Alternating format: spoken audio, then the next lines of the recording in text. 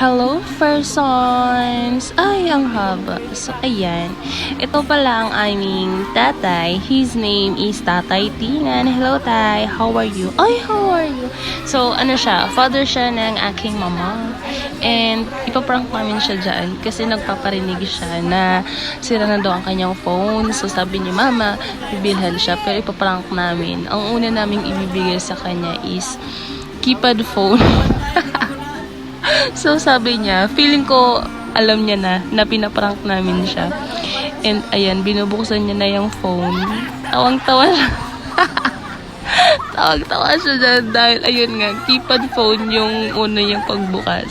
Cellphone niya ng, tito namin. Ayan, yung nasa likod. Siya si Tito Ching. Kapatid din niya ng aking mama. So, ayan. Tingnan mo si tatay. Titingnan niya pa talaga yung likod. Baka feeling niya andyan yung bago niyang phone. So, ayan, ibibigay na namin yung phone niya talaga. Ang saya ng mukha ni tatay. Mapapalitan niya daw ang kanyang keypad na phone. Palakpak, person.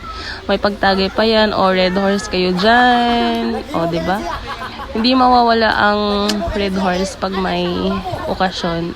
Okasyon. Nag-swimming nga pala kasi kami dyan. So, ayan. Binubuksan niya na yung bago niyang phone at nakita naman namin sa mukha ni tatay na sobrang saya niya nga dyan dahil may bago na siyang cellphone at makakapag-YouTube na daw siya at makakapakinig sa kanyang mga favorite songs.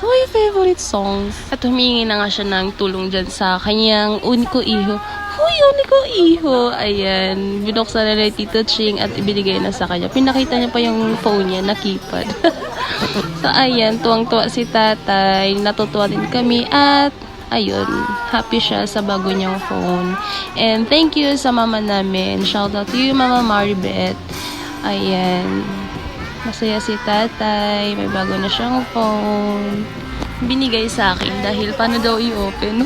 Pipindutin lang yung gilid niyan. Mo-open na yan first one. So, ayan. Naka-open na siya. And, ayan, tuwang-tuwang aming tatay. And thank you for watching. Bye!